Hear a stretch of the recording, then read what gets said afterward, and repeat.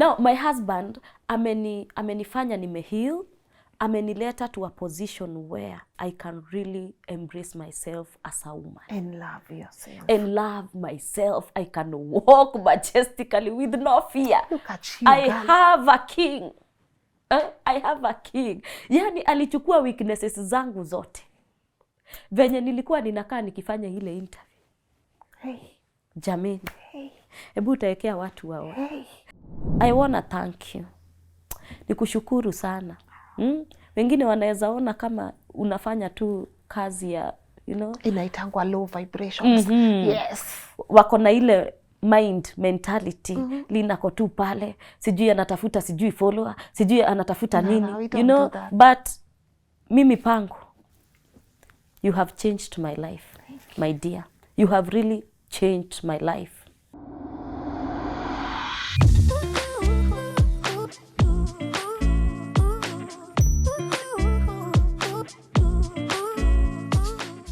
A very good morning to you and a warm welcome to LNS Rebuilding Series. My name is Lynn Ngugi. I'm actually torn between which should be our theme for 2024, rebuilding or restoration, because I'm telling you guys, I'm witnessing a lot of testimonies on the show. When I hosted my guest a couple of years back during my time at Tuko, I honestly did not think I would wake up to an email where she tells me, Lynn, I want to come and give my testimony. God has been good.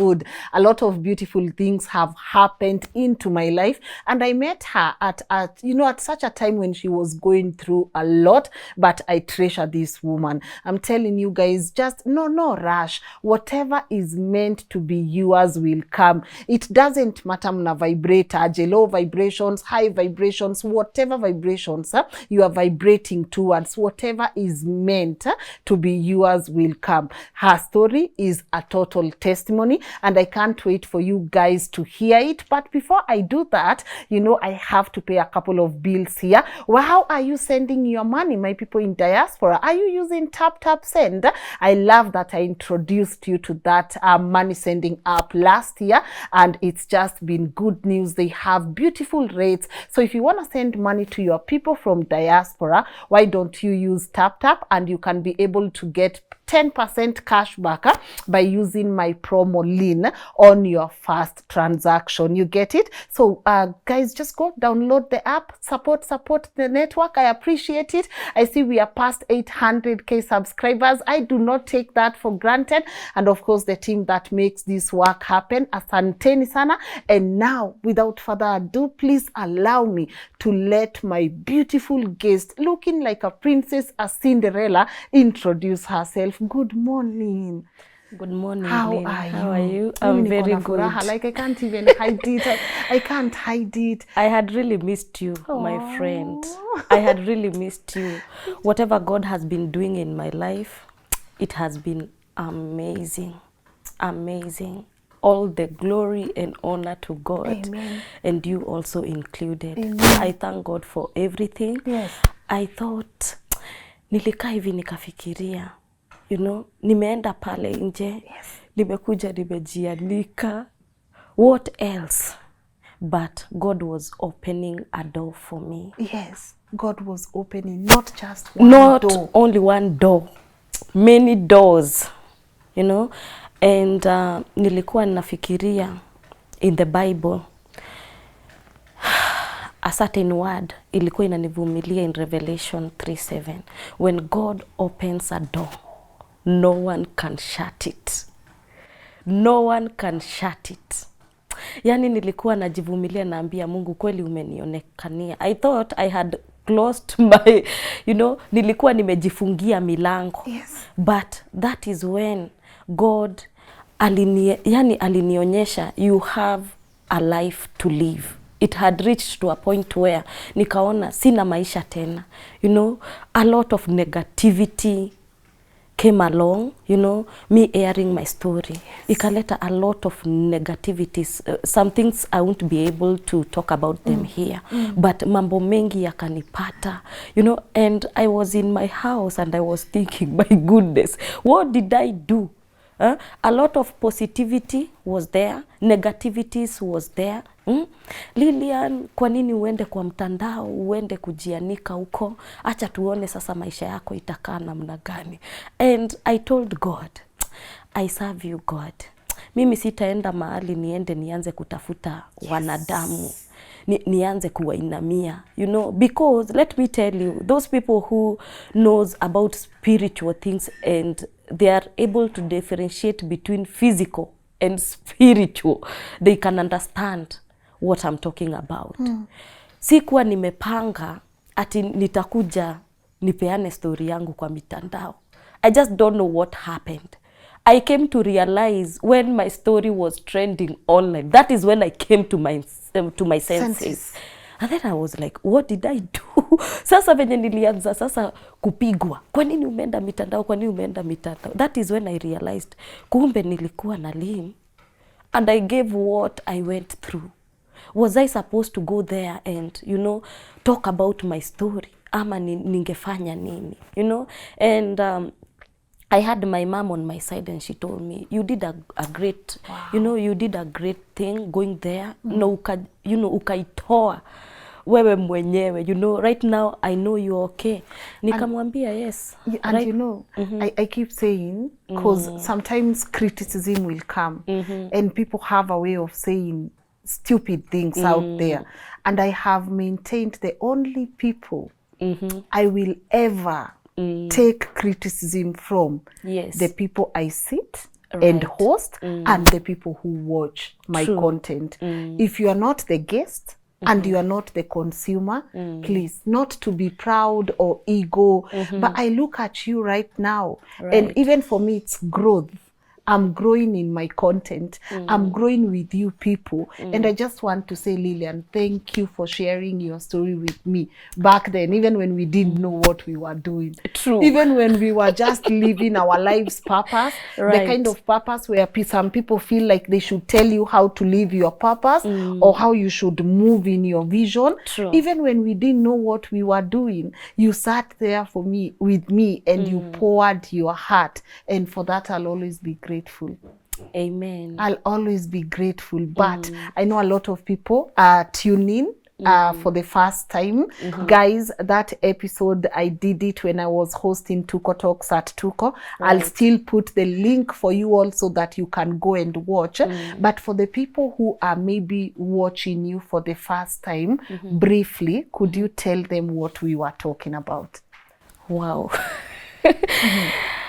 It was about my marriage, where my sister, I don't know whether I'm going to use snatched, stole, took, all those words. Now she came and took my husband, and it was really painful and it was a shameful episode and experience, you know. But right now they are still together and they have children. I happened to meet her like last year. It was last year. And I met her because my mom passed on. Last year but one, she passed on. And when she passed on, that is when I was preparing for my wedding. You know, 2 weeks to my wedding. That is when she got sick and she passed on. And that is where I happened to meet my sister, you know. So I think it was not a good story. It was very, very shameful. But all in all, I chose to forgive her. Yes. I chose to let go. To let it go. And that is when I decided to come and, you know, talk to people and tell them about what was happening, you know. And when I came here and aired my story, watu wengi walijitokeza sana, Lynn.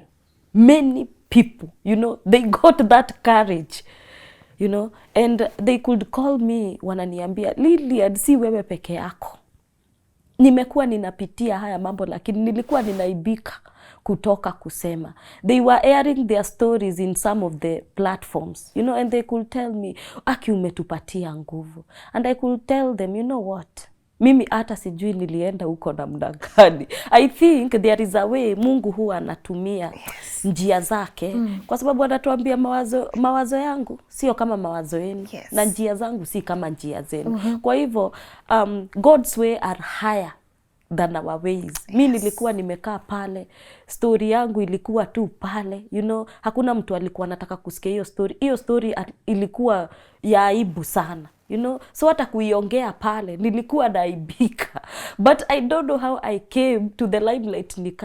Nikaamua, you know, let me look for Lynn, and I can't just tell you what happened.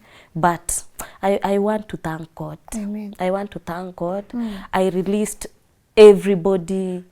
I released my sister, nikawaachilia na watoto wao wakitaka kuzaana wazaane. I'm not there.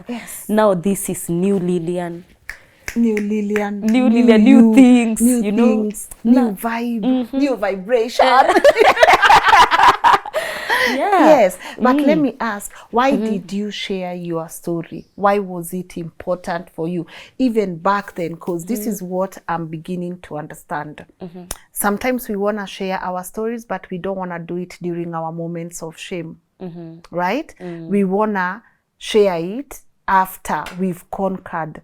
But sometimes it takes you to share it during your moments of shame so that you can be able to find your tribe who are also going through that. And I believe by talking and just sharing it with each other, you are able to say, I'm not alone. Why was it important for you? What can I say, Lynn?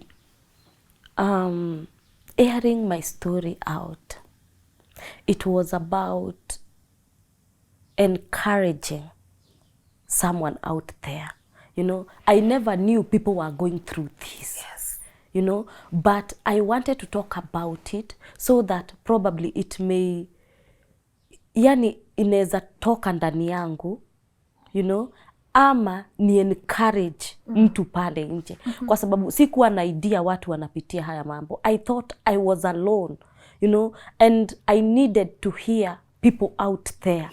What is their take? You know, what is their take on this thing, what I'm going through, watasema namna gani, ama itakuwa namna gani. And in fact, hata sijui nitakwambia mimi nilikuwa pale kufanya nini. I'm telling you, I don't know how I found myself there. Spiritually, I don't know. You know, I came to realize, you know, Lilian, watu wanaendanga interview sijui wapewe pesa. Lilian, watu wanaendanga pale sijui wapate nini. That is what came in my mind later. And then I was like, I didn't go there to ask for money. You didn't even ask for help, you know? I didn't go there to ask for anything. I think it was, ilikuwa tu ile mipango ya God. You know, he just wanted me to come out there with that shame so that maybe wenye wanapitia hayo mambo, they get encouraged with my story. Kwa sababu hata watu venye walikuwa wananiona kwa job, walikuwa wanaona huyu mtu amejiweza, huyu mtu haizi kuwa amepitia, huyu mtu amesimama tu hivyo tu, hakuna kitu amepitia. But with me airing my story, I have learned a lot. Iyo ku-encourage watu, wanakupigia simu wanakuambia mimi nimepitia hii. My mother ndio amefanya hivyo. You know, my cousin ndio amefanya hivyo. You know, wengine na addiction zao wanakupigia wanataka encourage. You know, it made me grow somewhere. Yes. You know. And I love when you say a lot of people were reaching out. You know, when I first heard your story, that was the first one I was hearing. Where your sibling is okay taking your husband, but on the show we say a husband cannot be stolen. My ex-husband, Lynn. Point of correction. Jesus my Christ. Past. Thank you for that. Your past. My past. Your past. We say someone can't be stolen. Yes, kuku. You know, Muga went away with our chicken last year. So Muga took our chicken last year. Tukiangalia tu hapa. We came from Laikipia. And Wambogo, we had gone to do a very beautiful story, a Wambogo apple. So we were given a chicken, right? So we came here at night. So we were like, so nani anaenda na hii kuku? So we say, Mugas, we ende na kuku, uitunze. Then Friday will come, we cook, we tupi. We've not seen that chicken until today. Oh my God. I know, that's Muga. That's Kienyeji. But anyway, jokes aside, it's an inside joke we make, you know. Right. But I've never, we always say someone can't be stolen. Wow, si kuku, like wezi iba mtu. Si kibeti. You get what I'm saying? Right. Muga umeokolewa, so now tutakuwa tunasema si kibeti. You know, si kibeti. But I've never had instances where your sibling is okay being with your partner. Your sibling is okay being with, anajua this is my husband, and you're okay being with my husband. I had never heard of that before, but then I was just going through the comments even today in the morning, and a lot of people are saying, yeah, these are similar instances. I've gone through this, and I'm glad you are able to use your voice to help other people come out and say, you know what. But if someone is watching you right now, because my people are like, Lynn, can we move to the good part of this story? The what happened, the present, you know? But if someone is watching you right now and they are stuck in that place, what would you tell them? I will tell them, first, you accept whatever have happened. You must accept. Usikae hapo ukiona kama ni ndoto. Niliona kama ni ndoto. Nikangangana mzee arudi. Wapi? Nae akangangana. Huyu ndio nitachukua na huyu ndio nitakaa naye. You know, we involved our parents, we involved, yani wale watu tulikuwa tunaona at least wanaweza sikizwa. But all in vain. And then after that I decided, you know what? Kwa nini nikae hapa nikingangania mtu hata hana huruma na mimi? You know, those people made me feel small. You know, small. Yani walinifanya ni feel, kwani ninakaa namna gani? Yani yaa ni watu, mimi ni mnyama ama ninakaa namna gani? Nikajidharau sana. You know, to a point where nilikuwa nakaa hivi nashindwa. Kwani are these my real parents with this girl? Ama niliokotwa na yeye akazaliwa. What happened? You know, and it came to a point, the people I tried associating myself with, they tried talking to me. You know, wakaniambia, Lilian, you have to let it go. No matter what. Lynn, remember, during that time, nimeachwa, sina kazi, sina anything. I'm pregnant with my second child.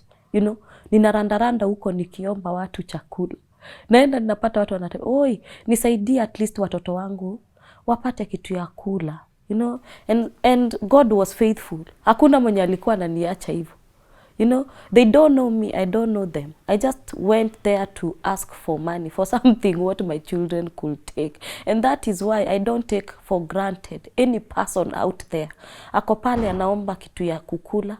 Ako pale anafanya kazi zile ndogo ndogo. At least apate kitu anaweza patia watoto. I faced it in my life. Something which sikuwa ninategemea ati ningeshawahipitia.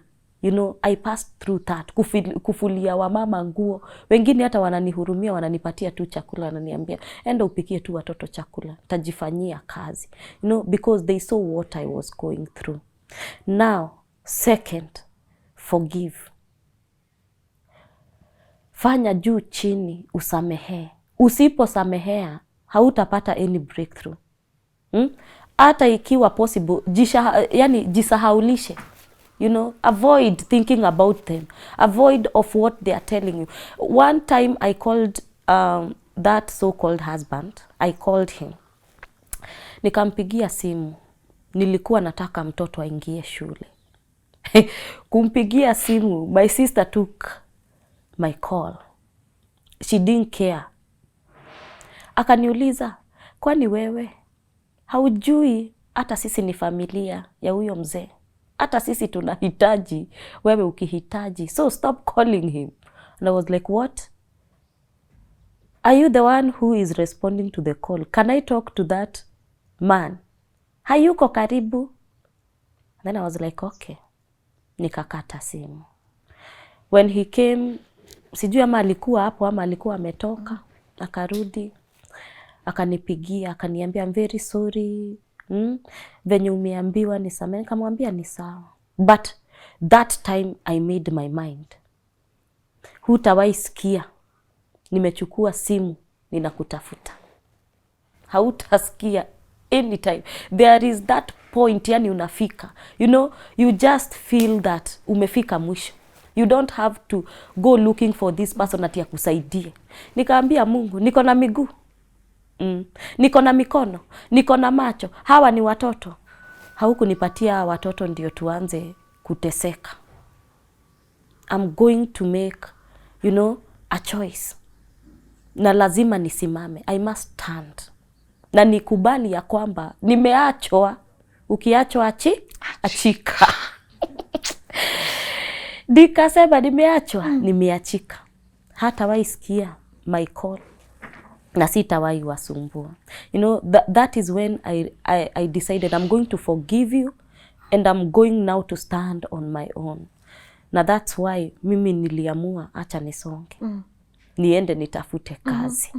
Watoto wangu wakue. Na Mungu aliniwezesha.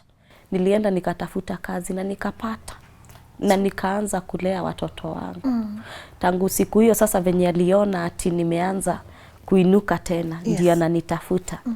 Mimi nikasema acha tuweke full stop, you know, let us tuweke hiyo boundaries, mtu akae kama ni watoto.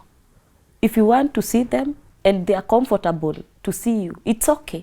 You know, jue ni baba yao. You know, siwezi fungia. Wakifika ile miaka wataona, you know, wakuje waelewe what happened. Ukitaka kuwaona utawaona, but for now it is my time with my children. So accept, umeachika. Second, forgiveness. It is very important. Unajua nilikuwa napitia comments, nasikia, that lady is very bitter, that is why she's coming out there. Kupeana story yake. I was not bitter. In fact, I was very happy. Somebody who is independent. You are working. Watoto wako hawalali njaa. Hauendi huko kwa barabara kutumika. You know, you are not exposing yourself out there. Yes. God has already made you. So, for me, nikitokea pale, as I have said there before, I didn't know what I had come to do. I think God wanted to use me. You know, wale watu ambao wanapitia hayo mambo, wamejificha kule, so that they can come out and share what they have gone through. Yani Mungu alinitumia tu kama vessel. You know, akaeka hiyo uwezo. Nikakuja mimi nikaeka kwa mtandao. So, I think for me it was good. It was good. Yes, I wanna, guys, nataka tuipeleke na stages, cause there is what happens now after you share. Of course, there is the highlight, and that's why we are all here today. Yes. But let's also address some of the things that zilikuhurt after you shared the story, what you are comfortable in, and how you handled it. Wow. I think ile time I aired my story, a lot of positivity iliingia. And then kulikuwa na negativities. For negativities, I just don't wanna talk about it here. It's okay. Kwa sababu wenye wataelewa. I passed through a lot. Kwa sababu now I was not working. You know? And nilikuwa zile za, my goodness. Nilikuja ku-encourage watu. Ndio hiyo sasa. Sina kazi. Nitaelekea wapi? But let me tell you, Lynn, don't joke with God. Kama Mungu amekushika mkono, no matter what, Yes. atakupeleka mahali anataka kukupeleka. You know, it is like I lost everything. Within hiyo period, my story nimeiweka kwa mtandao. I lost like everything. And then, it came to a point, nikaanza kuuliza Mungu wangu, nitafanya namna gani? I remember you calling Nikakupigia nikakuuliza Lily. Si hata tutoe hiyo story Yes. kwa mtandao. Kutaenda aje? You know, and then I'm a prayerful person. and I love God. Mimi nikaenda tu hivyo. I had someone who was my friend kitambo sana, alidi akanipigia simu akaniuliza, Lilian uko wapi? Nikamwambia mimi niko tu in Nairobi. Akaniambia, I just wanna meet you. And then I was like, it's okay, can we just meet? You know, tuka meet, tukaongea. You know, hiyo time niko down. You know, I don't know what I'm going to do, what is my life thereafter. We talked with that girl, you know, akani encourage. Kwanza alikuwa anani encourage na Biblia. Sasa mimi namuuliza nitakula Bible ama itafanya namna gani? You people, you get me right. You know, when you are going through pain, the last you thing you want ni nini huyo anakuambia, badala kupatie chakula ama pesa ni. Now she was encouraging me. The Bible says with the Bible, wewe tulia hapo and don't worry about anything. And then I was like, it's okay, kwa sababu umenitafuta, there is a reason. You know, there is a reason. Sikuwa nakujua, ulienda kitambo hata nikasahau uko wapi. You know, and I don't know why umenitafuta ukuje uni encourage. And then I was okay. And then I went back at home. Lynn, I told God, if you want me to go back to Shago, I'm ready. I'm not going to expose myself out there looking for money from men. That is not my portion. I can't come out there, I share my story, alafu watu waone nimeenda kuhangaika. Mungu, it is your time to work it out. Lynn, you can't imagine. I got into prayers for 3 days. 3 good days. I told God, huu muzigo ni wewe nimekupatia. Kama unataka niaibike the whole world venye nimepeana story yangu niaibike, acha niaibike. After 3 days prayers, ndio huyo mimi nimeenda kanisani. I meet another woman. And what she told me, God is at work. Don't worry about what you are going through. And then I was like, what are you telling me? Mimi nataka mtu ataniambia nitapata pesa na watoto wangu watakula na wakunywe. That is what I want to hear. And I was telling my friend, sasa huyo mama ni nini ananiambia? Mimi ninatafuta pesa, nataka mtu akuja kuni-encourage, Lilian shika 500. Ufanye nini? Yes. Uende ununulie watoto chakula. And then she was like, you don't believe what I'm telling you. And I was like, hapana. Acha mimi nikatoka yani na maswali mengi nauliza, kwenye tu naenda ni encouragement. Kwenye tu naenda ni encouragement. Kwani Mungu unataka nini? Hata sipatani na mtu anaingia mfuko ananiambia chukua hii 1000 uende ununulie watoto unga. I came out of that place nikiwa very broken. Nikaenda kwa nyumba and I was sleeping, you know, wondering nitafanya namna gani. And you know what? In my Facebook page, I saw a message. Kupata message nikapata mtu ameniandikia a very long message. Nikaangalia nikasema, ama hawa ni wenye huwa wanascam watu. Acha niachane na hiyo message mimi. I don't trust these people kwa hii mitandao. And then nikaenda, nikatulia. Nikarudi kwa ile message. Nikaona ameniandikia ingine ya encouragement refu na akaniambia nataka kuniongelesha through the phone. Nikasema because he was a man. Hapana. I'm not going to give you my number. Akaandika tu message. Nikaangalia profile yake, nikaangalia picha, nikaona amejieka hii kitu ya pasta. Hapa. Kasema huyu anaweza kuwa ni mchungaji. Acha nisikie kenye atasema, but niko 50-50. Tukaendelea na conversation, nikaangalia message, akani encourage vizuri. Akaniambia there's something I want to tell you. Na sitaweza kukuambilia hapa. Can you just send me your email address? Nikaona huyu at least ako serious. Nikamtumia my email address. Akanitumia encouraging message na akaniambia Mungu amenituma kwako. I need to sow a seed of $100. Ala, ninajua dollars.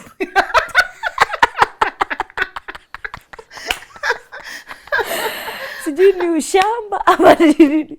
Nikauliza tena huyo amenipeleka wapi? Dollars nitazishika namna gani?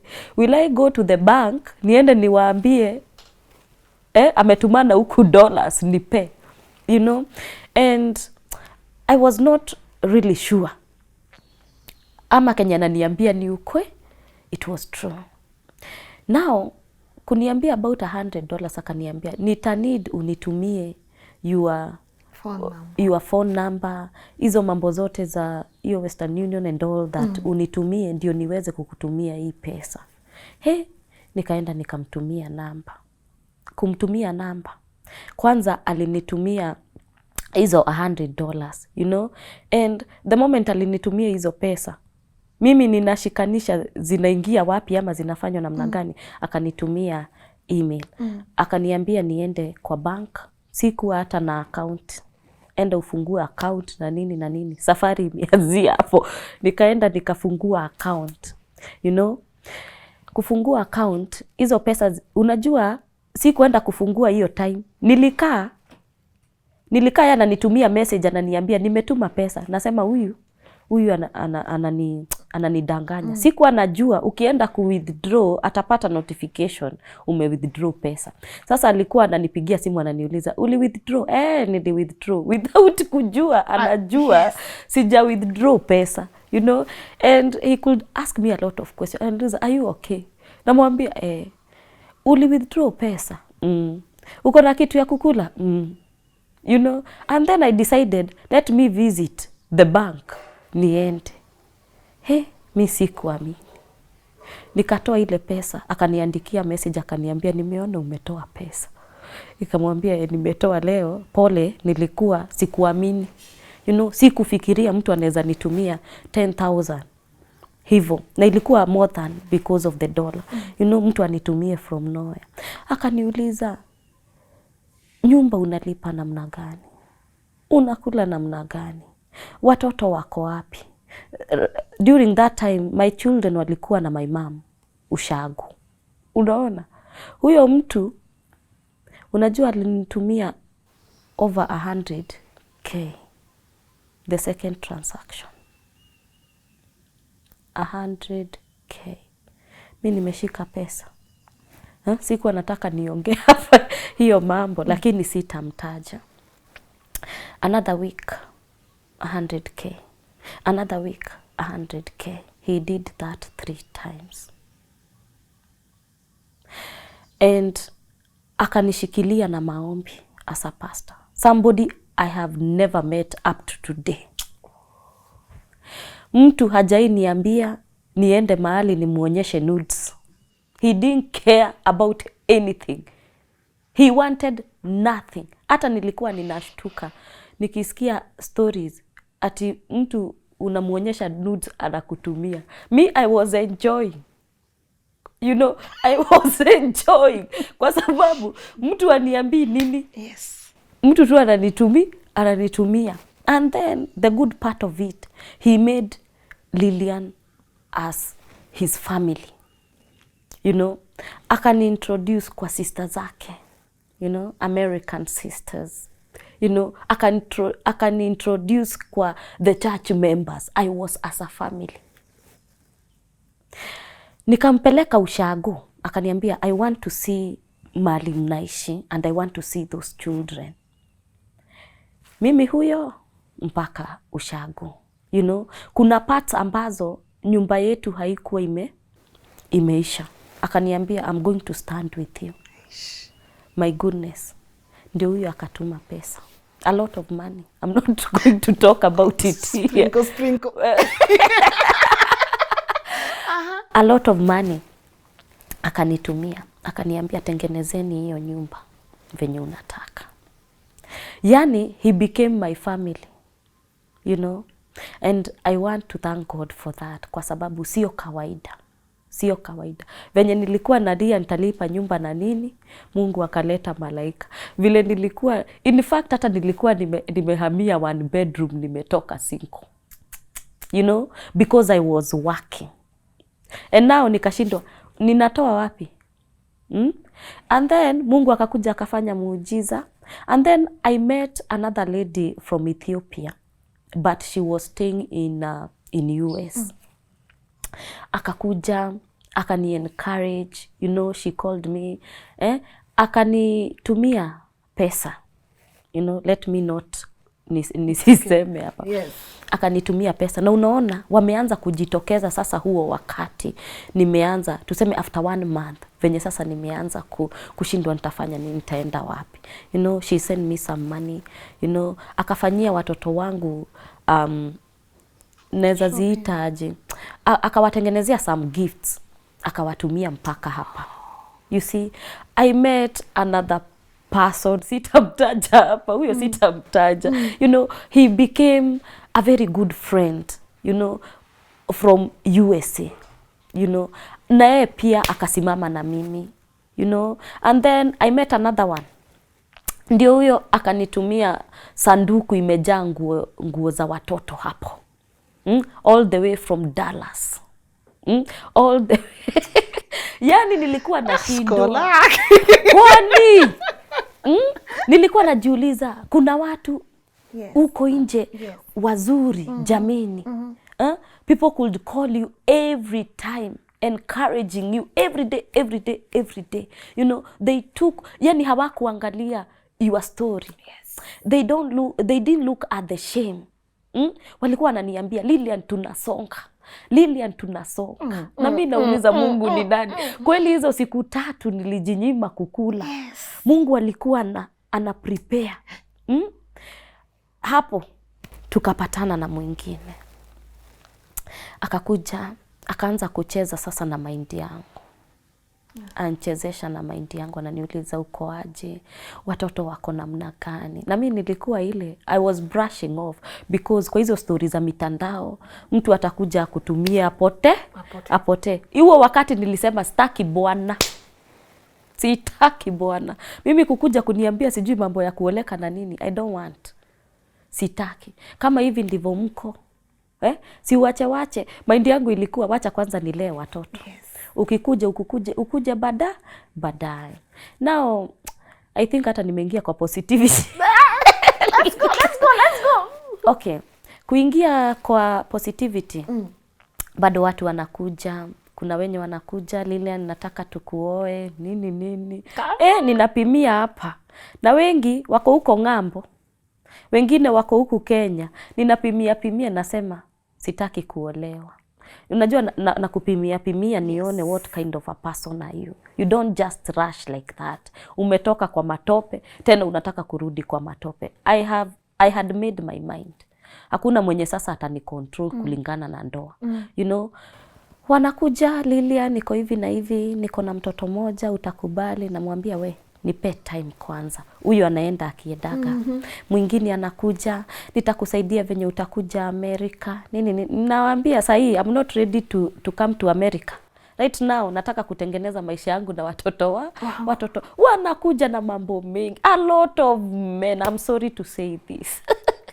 Lakini I'm just talking about it. Ndio at least nieleweshe wenye wako pale nje. You know, you don't have to rush. When the deal is too good, think twice, you know. And wakakuja. And then there comes a man. Anakuja anani encourage.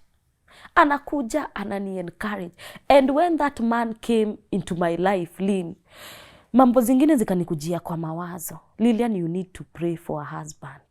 I'm like, I'm praying here for a job. Saa zile ninaomba ninasikia husband. Si mimi. I'm not going to do that. You know, nikaanza kuwa na hizo forces. You know, pray for a husband. And then I was like, no. When I'm praying, nasikia, ambia Mungu akupatie a husband. It doesn't matter what you have gone through. Your past experience. Ambia Mungu akupatie. Sasa najiuliza, nimetoka kwa huyu, sasa tena niende kwa huyu. Nitaenda kwa huyu, sasa nitakaa namna gani? You know? And then yeye hakukimbilia. Ananiuliza watoto wako wapi? Namwambia watoto wako ushago. Wanasoma namna gani? naambia Mungu amekuwa mwaminifu. And so tukaenda namna hiyo, anapotea, anakuja, ananiuliza uko namna gani, ananiambia mimi sahi niko Italy, but I needed to encourage you. I knew every Tuesday I knew I could receive his message. Hata kama si ya pesa, I knew I could receive an encouraging message. I was always ready on Tuesday. Kitu saa 4 hapo ya asubuhi, saa 5 nilikuwa najua huyu lazima atume message. Na si pesa ama nini, kuni encourage tu. And so I was okay with it, you know. Tukaenda hivyo, anani encourage. It came to a point, akaniuliza, watoto uko nao huku? Nikamwambia hapana. And then he made me cry. Nikashindwa, huyu kwa nini ameniuliza juu ya watoto wangu? Kamwambia watoto wangu wako na mama yangu Shago.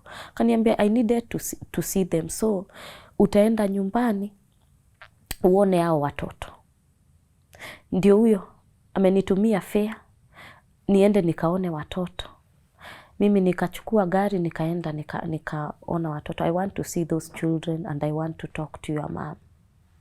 Mimi sijui ni nini alikuwa anaambia mama yangu. Akamsalimia na akamwambia maybe he might be coming to Kenya na atakuja, you know, asalimie mama yangu, you know, and hiyo ikaisha hivyo. Sasa nikaanza kujiuliza Lynn, huyu amenituma nikaone watoto wangu, anaambia mama yangu namna gani ati atakuja kumuona? We have not agreed on anything. Why is he so fast like this, you know? And akamaliza Kenya alikuwa anaambia mamangu, mimi nikajipanga sasa nikurudi Nairobi. Ameona watoto wangu and all that, nikarudi Nairobi. Huyu akaniuliza watoto wanalipiwa fees kivipi? Kamwambia sasa hakuna mtu analipa fees. Na sina kazi, unataka nilipe namna gani? You know, me I'm direct. You know, if you ask me a question, nataka nikwambie direct. Kama utasaidia, usaidie. Kama usaidii, well and good. And akaniambia, I'm going to do something about those children right now. Nitakusaidia kuwalipia fee. And then, do you have any other debt? Nikamwambia niko na loan mahali hapa na hivi na hivi na hivi na hivi. Akaniambia I'm just going to clear every bill. Kama ni loans, kama ni nini, sitaki ukue na deni yoyote. And he did that. You can imagine. Hiyo mwaka tu, he did that. Mimi nikauliza Mungu, haya mazuri yote ni mimi peke yangu yananipata jameni? I couldn't imagine. Siku imagine. Sasa hapo watu wakaanza kunifanya nijipende. Wakaanza kunifanya nijielewe.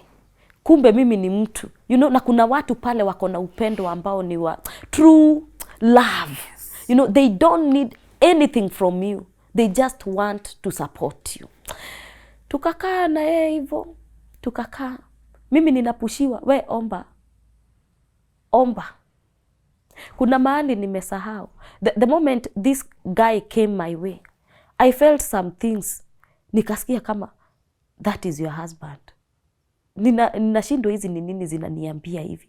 Unaona wengi wamekuja, but sijakuwa na hiyo, you know, sijakuwa na hiyo interest. You know, and then mimi nikamrudishia message, nikamuuliza, are you married? Akaniambia wewe tuache hizo story. You know, he brushed everything. And then hiyo ikanivunja moyo. Nikasema wewe ni kama umeolewa, wewe enda zako sasa. Wewe kama ni kunisaidia, unisaidie tu hivyo tukiendaga. Hakuna anything in between us. You know, he broke my heart. You know, na nikakaa hivyo. Kumbe yeye ananisoma ile side nyingine. Na mimi sasa nimemalizana na yeye. Ukitaka kunisaidia, well and good. Na yeye akastick hapo. Every Wednesday nilijua kuna message. Akakuja akanifanyia hiyo mambo yote. Unaona, asha niondoa kwa nini. Tukakaa akaanza kunipangisha mambo. Akaniambia kuna siku hao watoto wako utakaa nao Nairobi, hawatakaa huko na mama yao. And then I was like okay. Akakuja akaniuliza, ushaipanda ndege? Nikamwambia hapana. Hata sijui Jomo Kenyatta iko wapi. nilikuwa naiona nikienda Mlolongo. Nikienda Adhiriva kutembea huko, ndio nilikuwa naonyeshwa, ndio ile airport huko. Lakini sijawahi kanyanga. Sasa nikaona huyu ameanza kunichezea.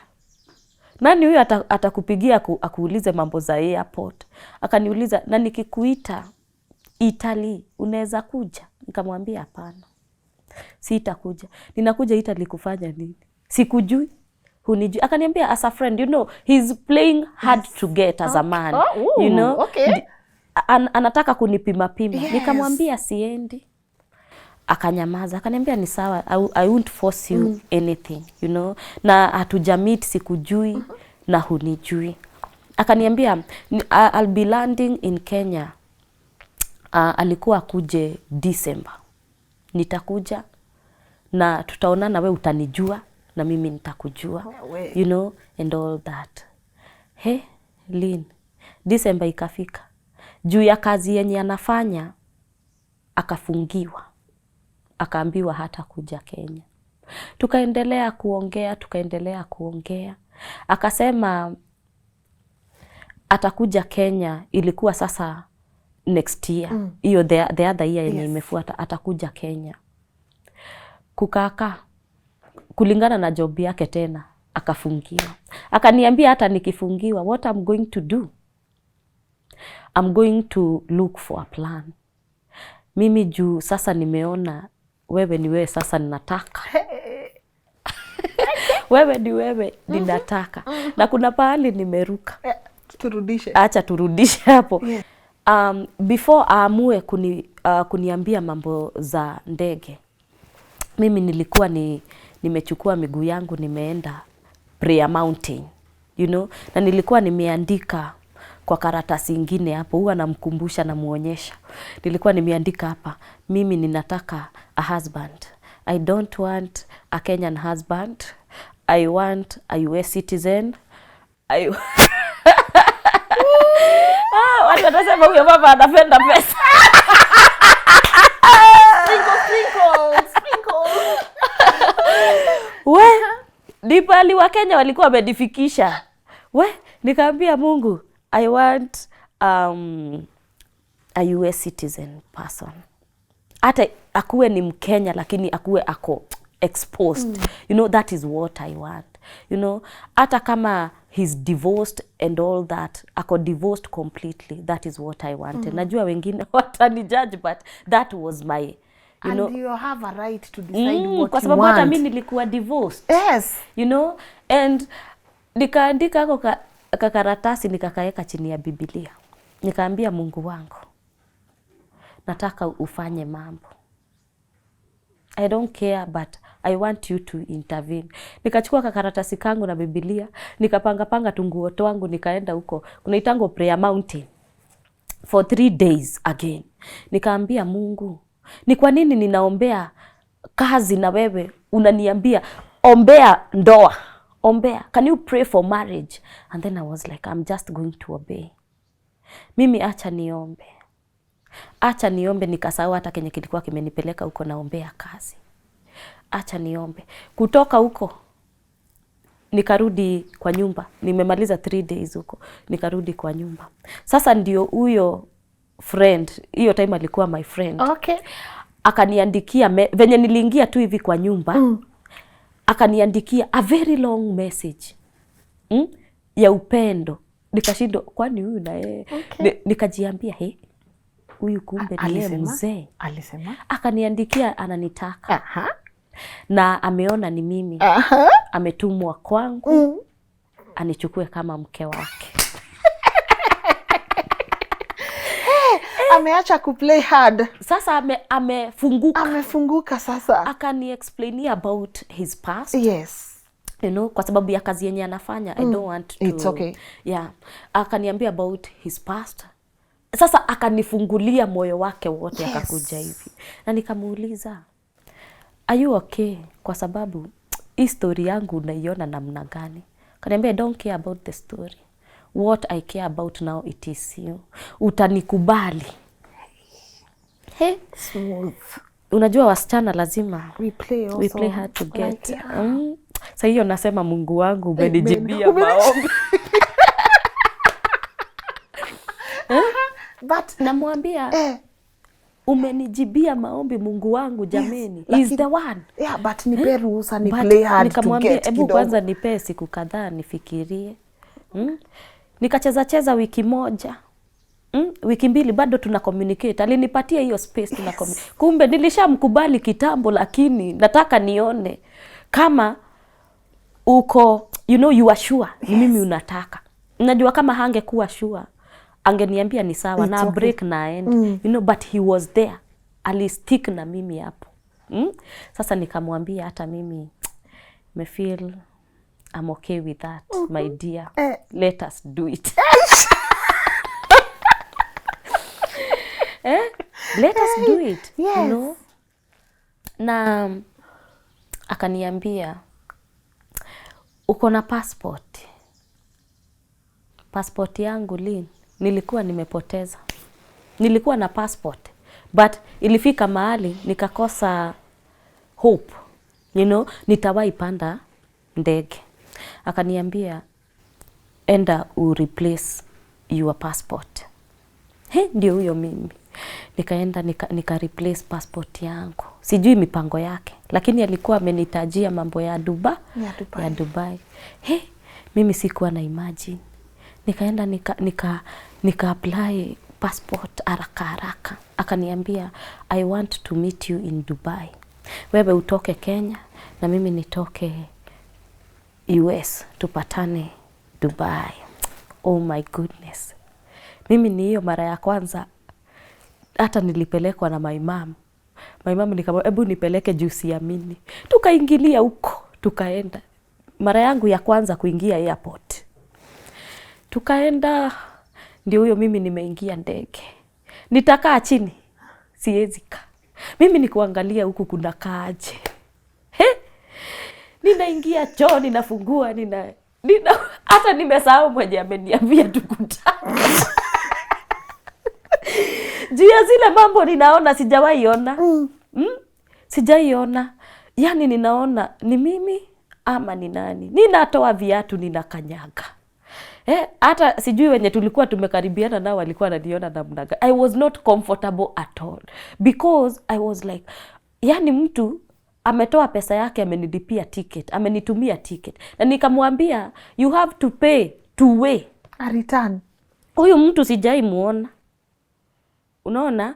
Na nikaambia mama yangu amuangalie vizuri kwa video. Ndio mambo yakitokea na huko tukue. Na nikaambia mpaka my dad. Nikamwambia mjue huyu ndio ananipeleka. Mimi nimefika Dubai, my friend. Nikuzunguka huko hata ninasahau.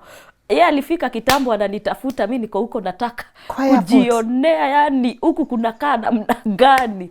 Ndio huyo mimi nimetupa kibeti na passport juu ya over excitement. Lynn sikupenda. Nimetupa kibeti, niko tu na suitcase nazunguka nayo huko. Nilisahau kibeti na passport na nini. Na simu niko nao nimeshika hivi. Sasa mahali mimi sijui, I don't know what was wrong with me. But ikafika mahali nikasimama nikaona amenitumia messages. Amefika, sijui nimkute wapi. Mimi sijui terminal what hizo venye zinaitwa. Kuangalia sina kibeti. Passport yangu, visa sina. Sinianze kutafuta kwenye nilitoka. Kwenye kwanza nilitoke. Mimi acha niingie huko. Nikaenda nikaona wale watu wanagojeanga watu, kaenda nikawauliza hapa nimeacha bag nini na nini na nini. Huyo mwenye tulikuwa tunapatana naye. Now he's my husband right now. Yes. Tutafika hapo. Tutafika. Sasa akaniambia we teremka mahali uliekewa uende ukae kwa hizo viti unigojee hapo. Nikaenda nikakaa hapo na bag. Mi hata sifikiri mambo za passport, nimefika Dubai. And huyu mtu nimemgojea hapa. akakuja mpaka mahali nilikuwa, akaniambia tukasalimiana na hiyo mambo yote.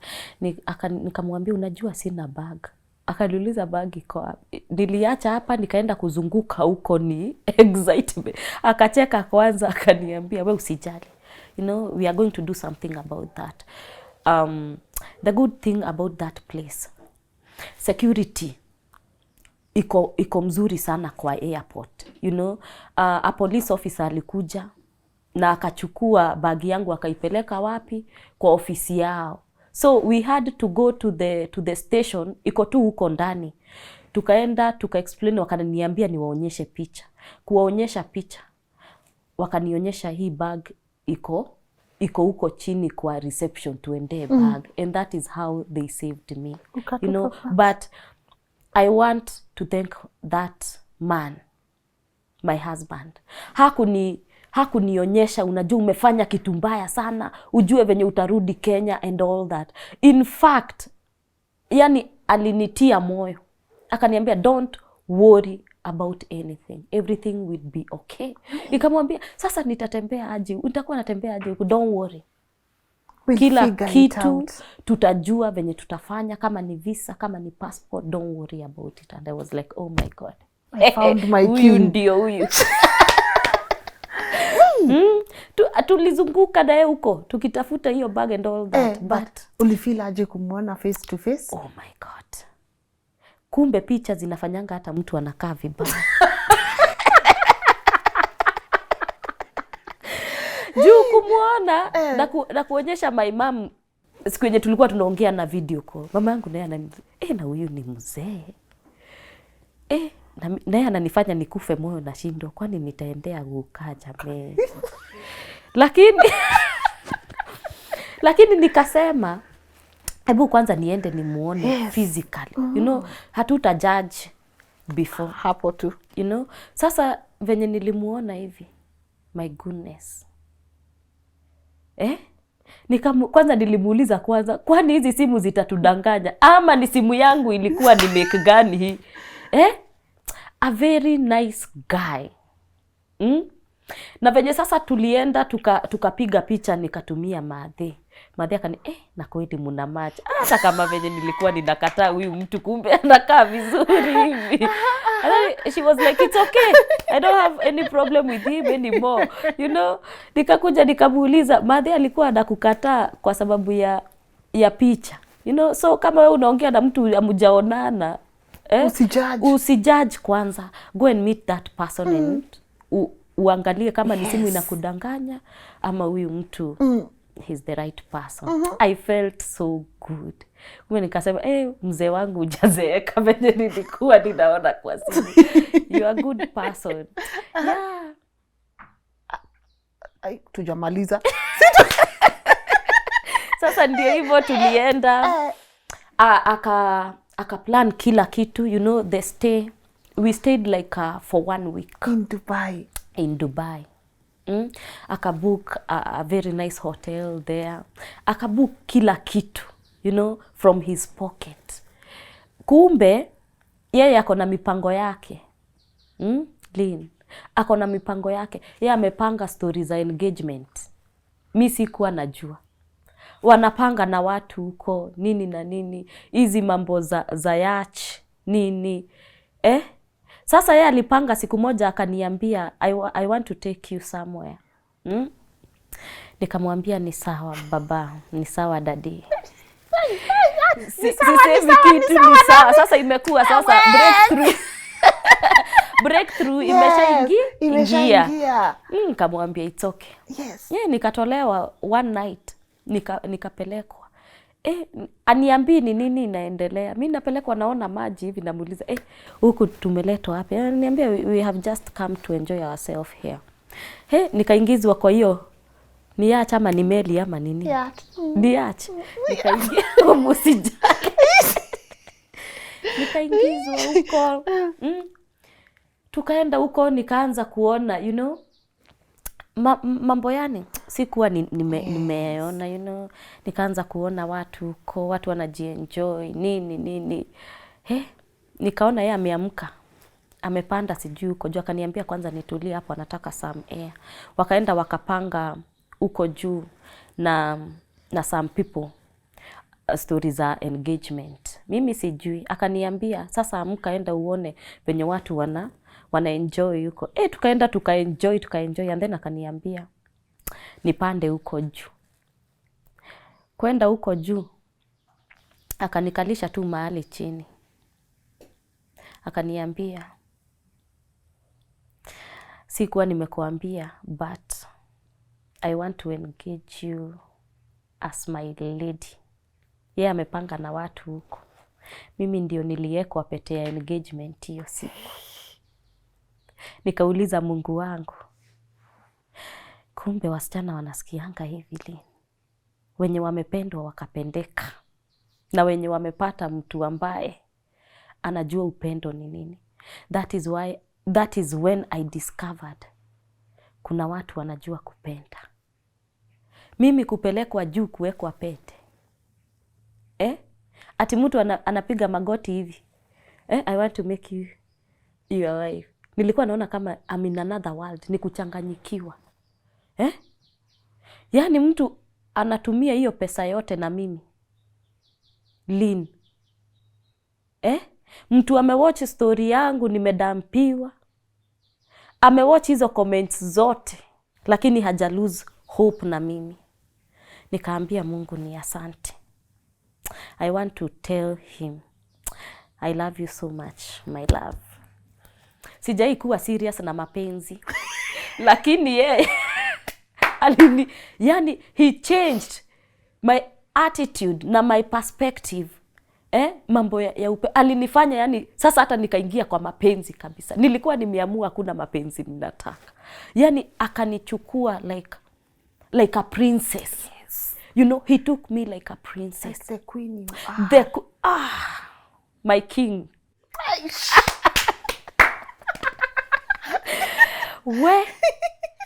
Mimi nilikuwa naonea hizi vitu kwa opera.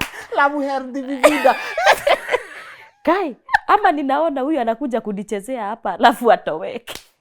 Ama ni nini anataka kunionyesha? You felt good. I felt good as a human being. Alifanya, yani kwenye alinipeleka huko kote. Nikapelekwa sijui kupanda hizo, zinaitwa nini? Camels hizo huko. Akanipeleka sijui nikapanda, zinaitwa nini? Hizo. Huko kote alinizungusha. Akafanyia watoto wangu shopping huko Dubai. Manguo, viatu, nini. I thank him. Ninamshukuru sana. Na the most important thing, Mungu aliniletea mwanaume ambaye ni God fearing. God fearing man. Whatever I wanted. Kenye nilikuwa nimeandika kwa kale kakaratasi. Ninamuonyeshanga namwambia ona. God fearing man. I want a man from USA. Nilikuwa nimeweka hapo USA. Period. Akuwe ni Mkenya ako huko. Cha muhimu ni akuwe. Kwanza nilikuwa nimeandika USA citizen. And God did it. Amen. God did it.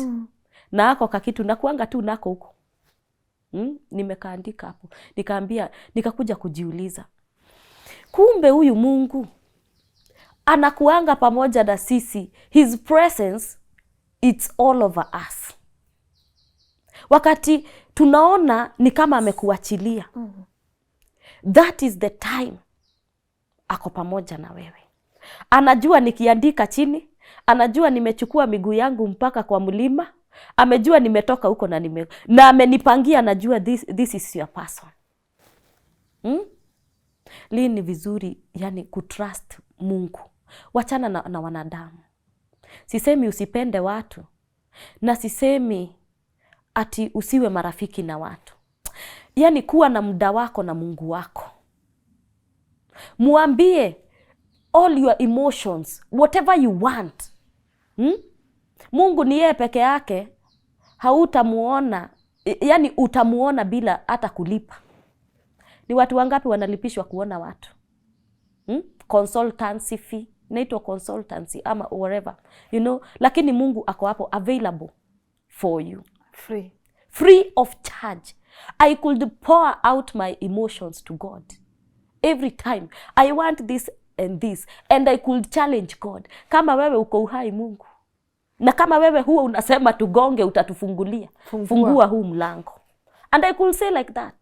Na singekaa ati niseme ati Mungu amesikia. I could go down on my knees.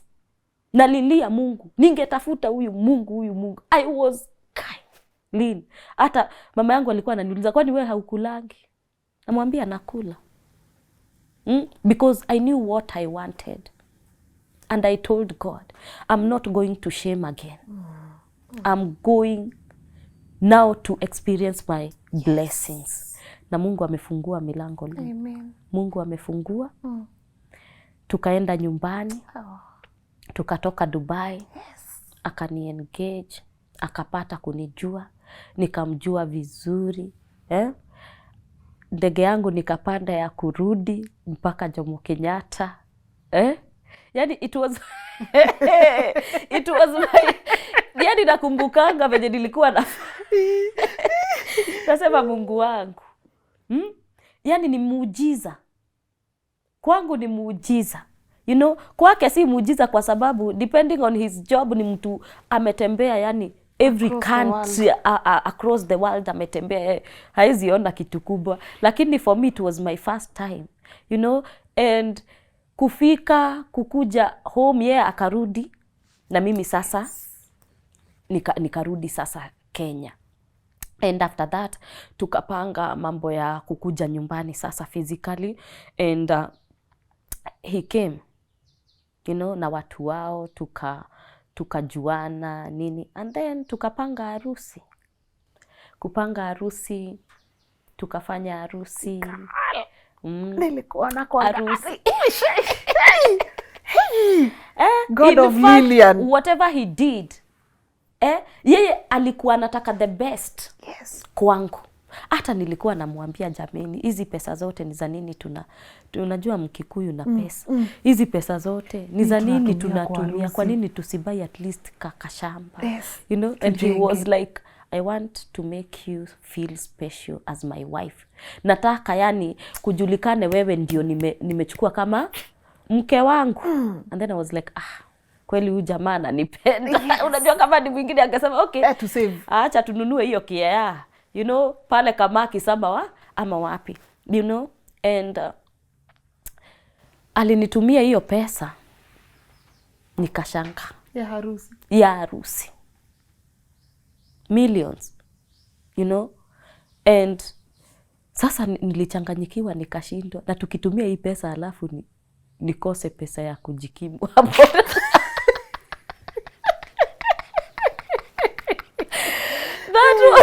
That was my worry. Namwambia, sweetheart, see at least niweke hii pesa kwa bank. Aniambia hapana. When I'm doing something, I know what I'm doing. I do it to the fullest. Yeah, na siwezi ati kupatia pesa hivi nikijua hatuna anything for future. You know, and I was like, that is my man. Good. Wow. Good. Let's do it. Let's do it. Tukatafuta hoteli, you know, a good hotel. Yeah, alikuwa anataka anything good, you know. Tuka-reserve. In fact, what he did, hata wenye walitusimamia harusi, he's the one who, you know, who bought them clothes. Zingine alitoka nazo ngambo akakuja nazo. Nao wanawake alinipatia pesa niwashoneshe nguo. You see? Now that is the kind of man Mungu aliniletea. Kila kitu ilikuwa akasema I don't want anything from anybody. Mimi nilikuwa nashangaa huyu ama ni Yesu ameshuka kiasi.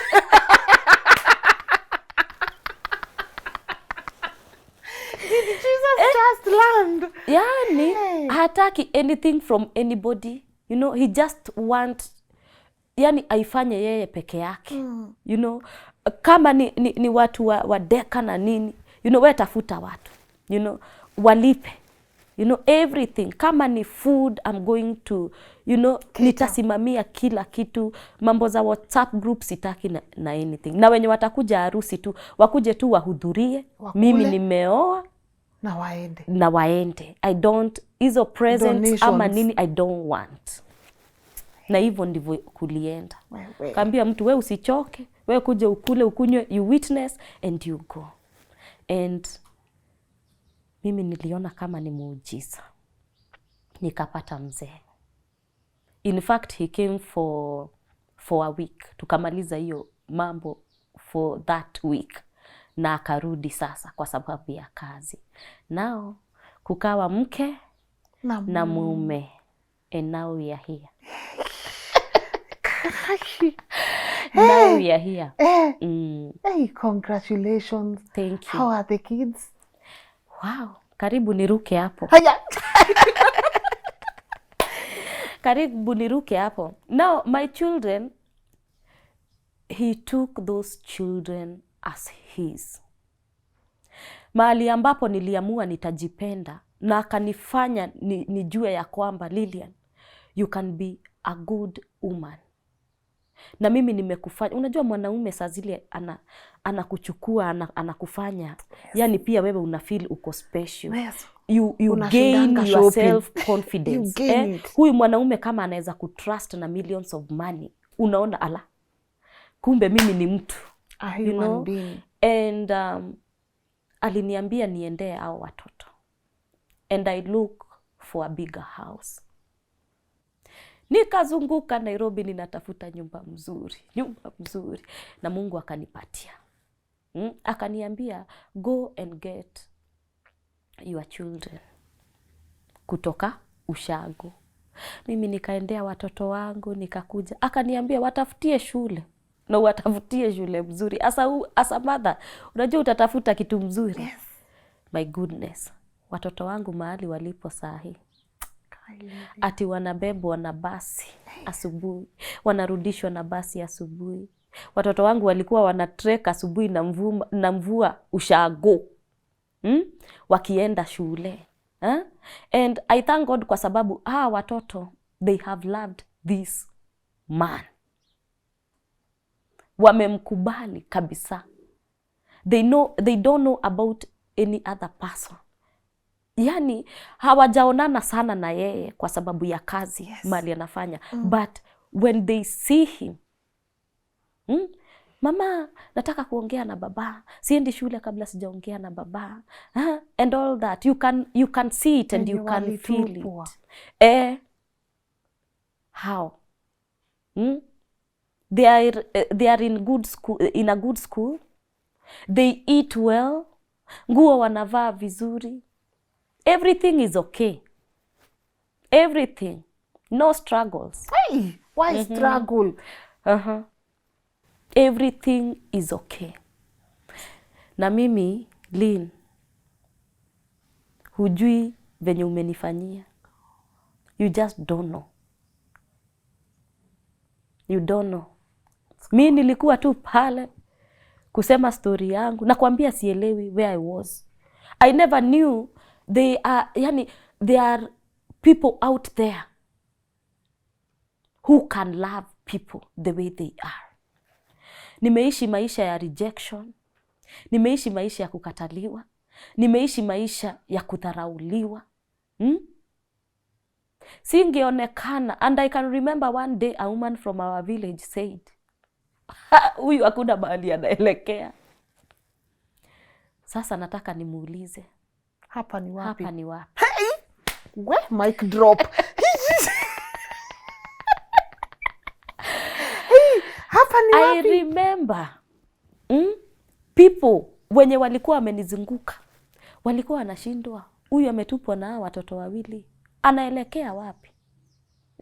Hakuna mwenye angetaka kunikaribia. But right now, who is God? Favor. Look at you, queen. Look at you. Queen of my king. Yes. Yes. Yes, as it should be. As it should be. No apologies. As it should be. Mbona to struggle? Surely. Mi sijui Lynn nitakufanyia nini? I'm good. I always, my husband was telling me, uambie Lynn, alifanya nikaona bibi. Alikuwa ananiuliza kama people were bashing you because ulienda kusema story yako, ningekutoa wapi? Ungepatikana wapi? Lilian, the story alinitoa, alikuja aka watch my story here ukinifanyia interview and then akanifuata kwa Kagoni. Yes. Kuconfirm mama venye ninasema ni the same na wapi na hapa. So I wanna thank you. Nikushukuru sana. Wengine wanaweza ona kama unafanya tu kazi ya inaitangwa low vibrations. Yes. Wako na ile mentality linako tu pale, sijui anatafuta sijui follower, sijui anatafuta nini, but mimi pangu, you have changed my life, my dear. You have really changed my life. God is good. Umefanya nikafika airport. Dubai. Umefanya nikaingia Dubai. Usitupe passport tena. Hiyo siwezi tupa. But I tend to think it was a test. Ilifanyika for a reason. Uliona patience ya your person. Imagine. Uliona venye alikuhandle vizuri. Kwa sababu kama ungeenda hapo mwambie umetupa, aanze kukushautia, yes, you would have known this is a my king is very patient. My king. Yes. Sijui nikuambie namna gani, sijui niongee na Kiswahili, sijui niongee. Wewe mwambie. Yani I'm just imagining whatever he has been doing in my life for the past 2 years. Treating me like a queen, handling me like a queen. I've never experienced this, Lynn. Mimi ilikuwa ni ile hardcore. Yes. Yani nimepigwa na maisha. Hata nikiitwa my love nashindwa jamani nini anasema. Anaongea nini hizi? Now my husband amenifanya nimeheal, amenileta to a position where I can really embrace myself as a woman. And love yourself. And love myself. I can walk majestically with no fear. Look at you, I girl. have a king. I have a king. Yani alichukua weaknesses zangu zote. Venye nilikuwa ninakaa nikifanya ile interview. Hey. Jamani. Hey. Hebu utaekea watu wao. Hey. Ile akanifanyia kila kitu. Tomakai tumekuja. Yani siku hata najijua niko wapi. Amenifanya nikajipenda. I wanna appreciate you. Mr. Samuel, I love you so much. And the best part is my children love you most. Hiyo ndio huwa inafanya nimekushikilia hivi. Unaona hivi? Tunaambiwa usifuate. Yani kuna mtu anaweza kuondokea kwa maisha yako usikie like you have lost everything. Sasa huyu ni huyo mtu. Na mimi nimeamua. Nimeamua kukaa na yeye as a submissive woman. Unajua mali tulikuwa tumefika ni pale ni 50-50. Yes. Ukiniambia hivi sitafanya. I don't care. Kwa sababu hata wewe hakuna kitu yenye unanifanyia. Why should I care? The truth, that's the truth, that's the truth. Why should I care? If you're not taking care of me, why should I care about you? You want me to be submissive, but you don't want to love me. You don't want to show me. Sasa, if you love me, yes, submissives comes automatically. Naturally. Na wanaume msinipige. I just want to say the truth. Yes. Ukinipenda, Lynn, when you love me na unionyeshe mapenzi. Kusubmit ni rahisi sana. Let me tell you. Submission is very easy. When a woman is loved correctly, she submits. Correctly. Iyo, naturally. Iyo kusubmit, inakuja tu automatically. Kwa sababu amekupenda. Yes. Lakini akikuonyesha madharau, akikuonyesha wewe si wa maana, akikuonyesha wewe haufai, you get broken. Yani unakuwa unavunjika. Na wanaume wengi hawajuangi kwa sababu tunajifanya tu tuko strong, lakini uko ndani we are breaking. We are breaking. Even for men. even for men. Wewe ambaye umepatiwa huyo mwanaume, he's really trying his best. Si lazima akuwe na kila kitu, na si lazima akuwe na mali. Kama anaonyesha bidii, please take care of that man. Take care of that man. A lot of women wako kwa marriages for wrong decisions. Wewe ulikimbilia nini? Range Rover. Ulikimbilia nini? Mali. You missed the right person kwa sababu ulikuwa na tamaa. So patience. God. Patience. You are glowing. It is God. Na Mungu akanipatia a good gentleman. Yes. He's not only a man, a gentleman. Come on. A gentleman. Yes. Ameniingiza, yani amenipeleka mahali sikuwa na imagine ati nitaingia. Hata kiakili. Supporting me in any way. Nikimwambia, you know, I want this, he's there with me. Hata kama atanikosoa, he's there with me. Financially, mentally, physically, emotionally, he's there with me. Haniaje. Hata saa hii simu najua ni kupigwa. You know, he's there. Uko wapi? You know, hauwezi sema kama ni kukufuata na kufuata, but he really wants to know how you are faring on, how na mimi nasikia vizuri sana kama kuna mtu ananifuata kila wakati akitaka kujua niko namna gani, na hakuna kitu amekosa. Yes. Hakuna kitu amekosa. Kumbuka ulikuwa unakaa hata ulizwi uko aje. Hata 50 bob ilikuwa ni shida. I want to tell you, people were after the story. Sasa ianze kuleta mashida hivyo. People were watching me to fall. Waanze kusema huyo na ameanguka. Ni nini alikuwa ameenda kufanya kwa Lini? Kierere yake. But that was my starting point with God. Mungu alitaka kunionyesha niko pamoja na wewe. Na milango ambayo nimefungua. Na nirudie hilo neno in Revelation chapter 3 verse 7. The door I have opened for you, no one can shut. That's on period. Hata obstacles gani zikuje, hata nani ajaribu kufunga, when I open it, I open it. Hiyo ndio neno mimi huwa natembea naye. When I open it, no one can close it. I'm going to open for you a door, and no one will shut that door. No one will shut that door. Hiyo ni maneno ya Mungu. Na mimi ni nani? Mwanadamu tu. Amen. Amen. Kitu, yani something which is important. Put God first in everything. Watu wakuondoke, watu wakuachilie. Hebu shikilie huyo Mungu. Atakufungulia milango.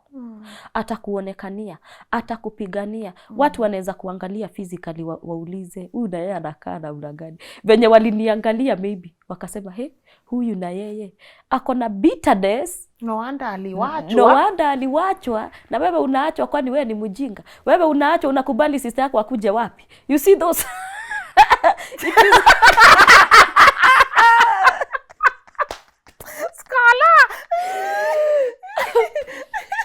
ni venye mentality yao inawaambia. Lakini Mungu yeye anakuangalia wapi? Ndani ya inside. Anaona Lilian. He knows our hearts. Sio kupenda kwako. You know, sio kupenda kwako bwana yako akuje achukuliwe. Ungetamani ukae na ungetamani ukae na marriage yako. Yes. Because I was working to to see my marriage work. Kwa sababu si vizuri kutoka hapa unaenda hapa. Yes. You move from one relationship to another one. It is not good. So nilikuwa naambia Mungu si hiyo marriage ya kwanza Mungu nisimamishie, lakini haikuwa mapenzi ya Mungu. Yes, and we force things. Sasa Lynn, mimi ulinifungulia mlango. Amina. Hata nilikuwa nasema nilikuwa nalia nini Mungu wangu. Kumbe Mungu ulikuwa unanipeleka to my destination. I was asking my husband, sasa nilikuwa naambia Lynn nimefutwa kazi. Heri tu ningenyamaza ningojee Mungu afanye venye anataka kufanya. Ukinicall hiyo usiku, Lynn, tufanye aje? Ambia vumilia. Look at you now. Ninauliza nani? Na pia anaitwa nani? Medha ya Kagoni naye ananipigia ananiuliza, "Kai Lilian, history yako tutaitoa ama tutaifanya nini?" Sasa mimi nikafika mwisho. Nikamwambia, "Wacha ikae. Ikifanyika imefanyika." So I want to thank God. When you are sleeping, God. When you are waking up, God. When you are walking, God. In the bathroom, God. Everywhere, God. I love that. God everywhere. I love that. Mungu kila mahali. Passion ya kuimba tuko wapi? Nakumbuka last time you were singing even through the pain. Oh my goodness. Mimi nilikaa hivi nikauliza Mungu wangu, what am I going to do to you? I cannot be able to pay you. Hata wewe Lynn, sijui nitakufanyia nini. Because nikikuja kwako, sikukuja ati ndio nionekane na watu. Sikuwa na cha kuonyesha watu. Sikuwa nimekuja nitafute Bwana. It was not in my mind. I think ni Mungu alikuwa na, I just don't know, Lynn. Sijui. But God made a way. Amen. Na si tu a way. Lots of ways. Hey, Lynn, yenye mimi nimeona. Hata sijui nitaambia wanawake namna gani. Kama umeachwa, kubali umeachika. Samehe. Usichukie huyo mtu. Wacha kumchukia. Juu ukichukia huyo mtu, itakuwa inakurudisha mahali umetoka. Ukichukia watu wamekufanyia hivyo, ebu wapatie space. Wapatie space. Wewe usishinde hapo. Don't just stick there. Move forward. Na uambie Mungu, kama for example huyo wako amechukuliwa like a friend, like a friend, you know, unaweza enda na akurudie, you know. Lakini kama amechukuliwa na family member kama mimi, singerudi hapo. I could not go back there. So I decided, you know what, God, I'm moving forward. Whether it is a shameful story ama inakana, kwa sababu ilikuwa ya aibu. Ilikuwa ya aibu na vile ilitrend mpaka nikatubu. Sikuwa na expected. You know, I was not sure about these stories. Sikuwa najua inaekangwa kwa mtandao hivyo. People from all over the world wanaona story. Sasa mimi aniko huko kwote. But I want to thank God. Mungu alinifunika. Alinifunika vizuri. Akanifunika vizuri. You know, a lot of people, hata kama kulikuwa na negativities, took it positive. Yes. Na hiyo ikanipatia moyo. Good. So wewe ni mwanamke, hata wewe kama ni mwanaume, unajua pia siku hizi wanaachwa. Hata au wanaume wanaachwa. Wewe jitie nguvu na usimame, na nimesema kila mahali ni God. God of gods. Mimi sijui nasikianga utamua huyu Mungu Lynn. Utamua huyu Mungu. Mungu ni mtamu. Amen. Tumainia huyu Mungu. Umeachwa. Kuna watu pale nje wanatafuta watu. Mimi huyu alinipata huko nje. Kama remnant. Kama mtu hawezi pendeka. It's only favor. God. Kibali ndio unahitaji. Ukiwa na kibali, Lynn, utakuwa, yani watakuwa wanakutafuta. You'll be the one who will choose. Huyu ananifaa? Ni huyu ananifaa ama ni nani ananifaa? You are the one to make that choice. Yes. Lakini ukianza kujifanya sijui unakunywa nini zinakuwa hivi, it is only for a period of time. Na akikuja discover juu zinaishanga, ataenda. Kwa nini asikuje kwako na favor? Yes. Astika hapo. Ulikuwa mlingoti, aone ukikua mkiwa na yeye. Zikikuja tu hivyo. Yes. Na furahingi sana akiniambia, at least sasa hii naona to cheekbones. nafurahingi my sana. Lilian. Ananiambia ebu zunguka nione. Namwambia I'm here my king. Hey, let me move around for you. My Lilian. Lynn. Tumetoka mbali. Kama ni mimi nimefika hapo I love this for you. May God bless your marriage. Amen. Umetufundisha. Amen. Yani ndio nilikuwa nasema sijui tuite the year of restoration, the year of rebuilding. Guys, help me come up with a restoration. Ya hii mwaka. Chochote ambacho kililiwa na nzige atarudisha. Imerudishwa. Yes. Yako isharudishwa. Yes. Hata ilirudishwa. Double portion. Amen. Amen. Whatever I didn't experience in love during my what? My previous whatever, you know, I have experienced double. Hey, Lynn. Acha tumtumainie Mungu. Amen. Let us believe in God. Amen. Some people wananiuliza, Lilian na wewe Mungu kila wakati. It is God. Kwani ikuwe ni nani mwingine? It is God. Mungu peke yake. Yes. Unaweza watumainia wanadamu Lynn. But unaweza kimbilia wanadamu, lakini only God has the final say. I love this.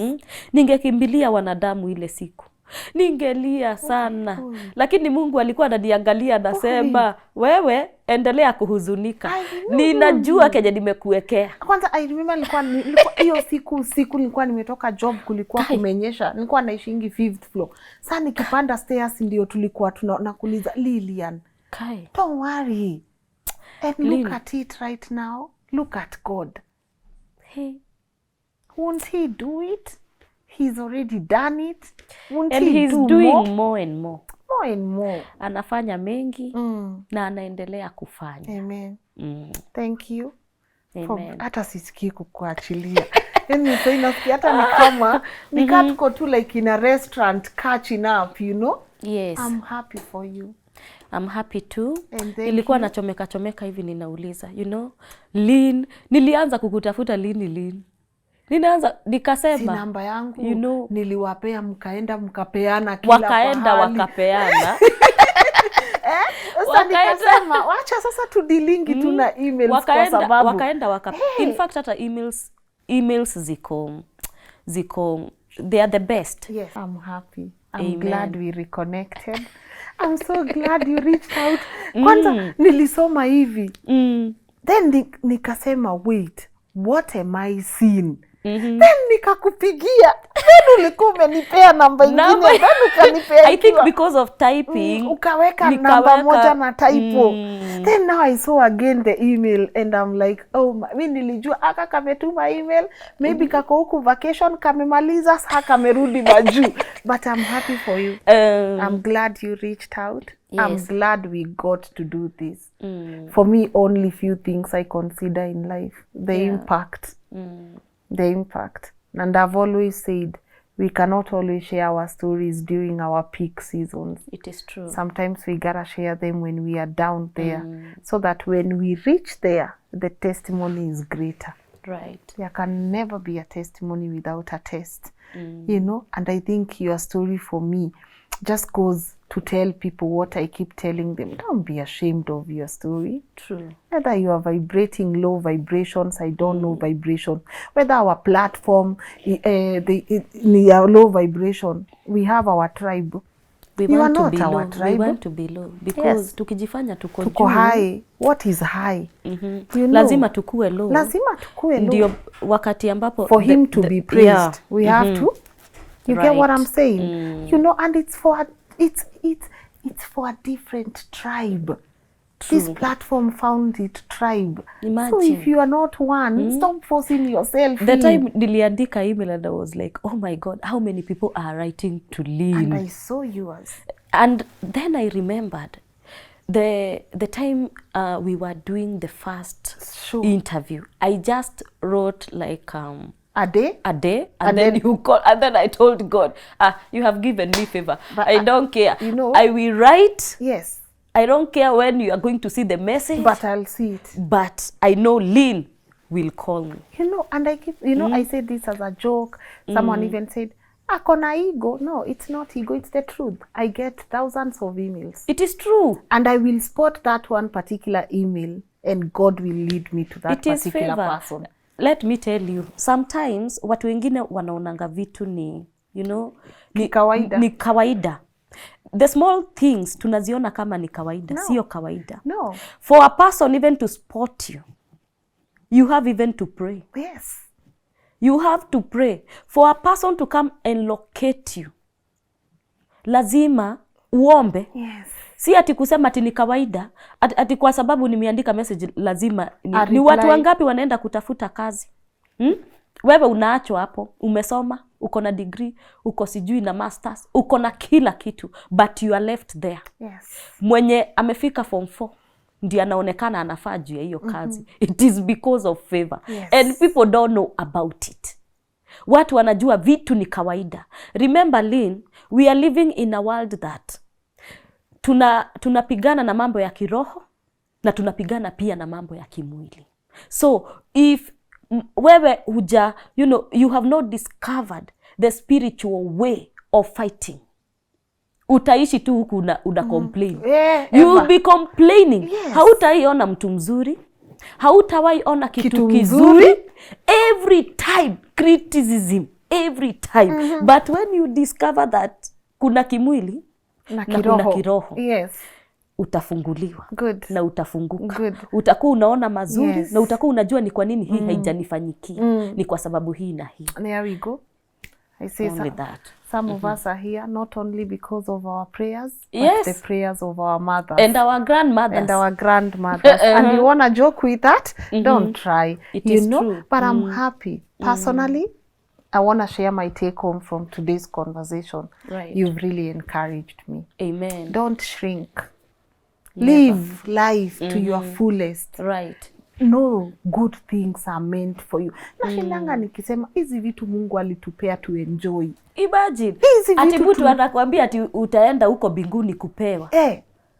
Iko hapa. You enjoy them here right now. Yes, right now. People don't lie to people. Yes. Ati ukae hapa kama umenyeshewa, kama kuku imenyeshewa. Enjoy when God, enjoy them the right Yes, way. good.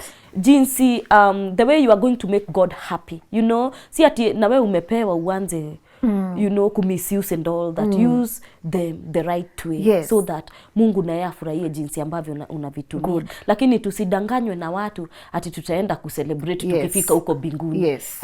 Ati ukikufa ugoje, ati usikule vizuri, usikunywe vizuri, usivae vizuri, ati kwa sababu utaenda huko binguni. Enjoy here. You know, and enjoy in the right way. Good. You know, In the right and way. that is the best thing. That's the best. I'm sorry about mom as well. Yeah. But I am happy. Now she rested knowing Yeah. her daughter Yeah. was happy. Right. And that's important.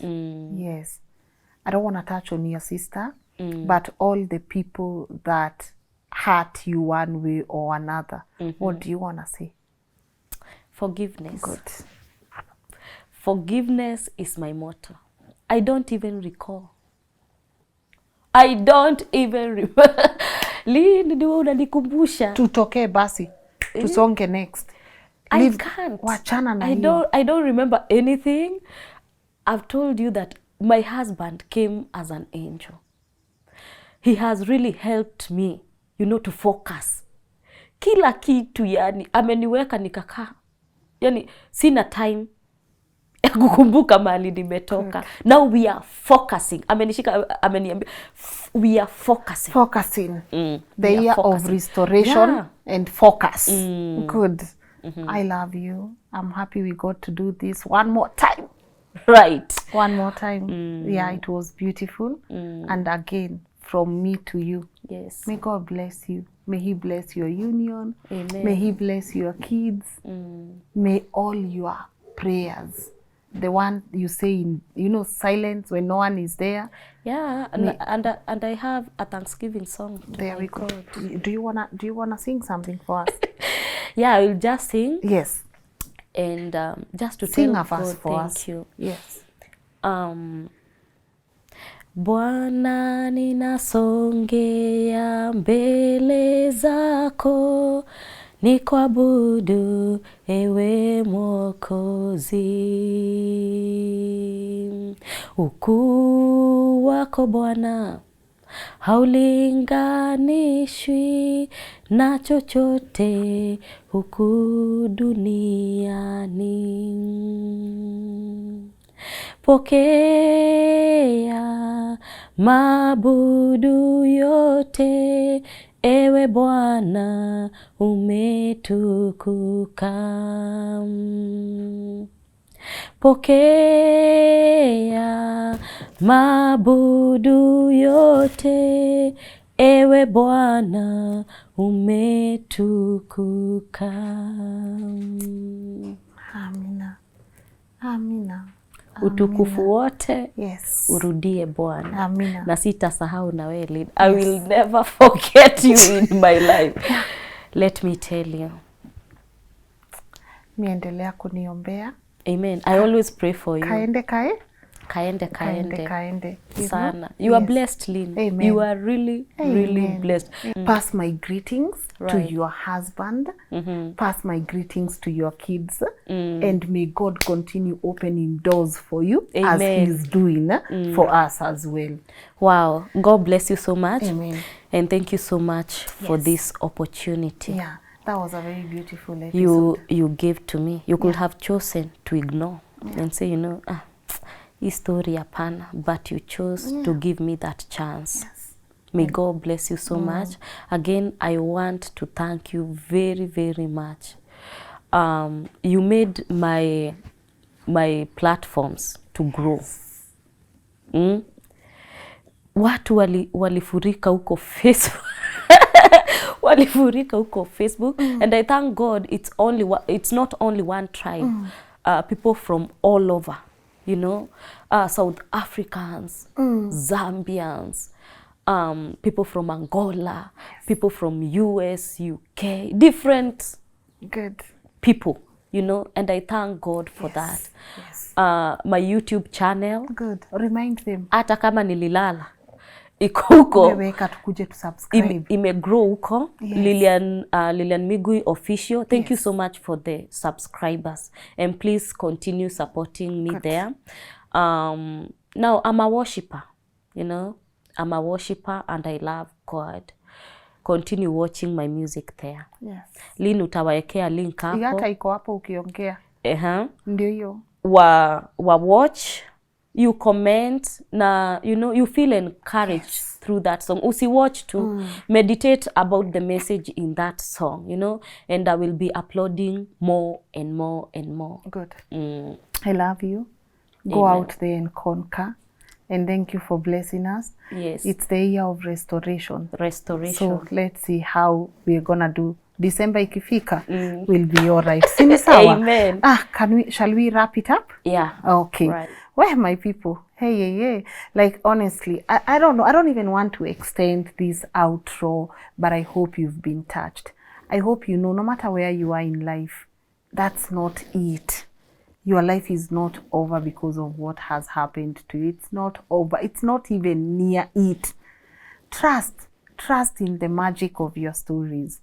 Do not let anyone make you shrink. Do not let anyone dictate how you share your stories. Do not let anyone tell you which direction you should face. Some people act as if they are the givers of this gift. No need to remind them. You go out there. Do what God is leading you to do. Sometimes it's such a gray area. But if there is anything to learn from today's conversation, your story is your story. Own up. You never know who is watching. And sometimes I say, even if these conversations are to impact just one person, sisi 800k subscribers, hatujaipata cause tulienda clout chasing anywhere. And this is organic following. You can't argue with that. This is organic following. We don't go advertising our channel, sijui where. You guys have decided to be the tribe in this platform, and it's working. So, road to 1 million subscribers here we come. May our work impact nations. May your stories, may the stories you come here and share, may they touch souls upon souls upon souls upon souls. And I know we've normalized staying in toxic situations simply because of what the society wants. They think you have to stay in a painful space so that people can see you are making it work. Nah. God wanted us to experience joy and love. So if those situations are not offering you any of those, whether it's your workspaces, your marriage, your careers, whatever, don't shrink. I wish I could tell you guys enough. Don't shrink. Yes. But you'll be seeing more on my personal channel. Go subscribe also. I have a beautiful personal channel where I don't like kushinda nikiwa in people's stories here. So in my personal channel, we'll be sharing a lot and maybe you'll get to know me better. But until then, let me know what your views are on the comment section. What's your take home? I want to hear it. And of course, to say thank you for watching. You watch our content, whether it's 3 hours, 2 hours, 1 hour, 30 minutes, you do that. By the mtu mwenye hatujui hawezi elewa hii safari, tumetoka mbali. Na bado, so continue watching, continue supporting, continue believing in your vision. Hey, I wish one day I'll talk to you guys about filtering the noises and maintaining focus. Nothing will get you far than that. So let me know what your thoughts are on the comment section. And of course, thank you to everyone who came through for this episode. We appreciate you. Mimi, I want to say thank you to TapTap for being the official sponsors of today's conversation.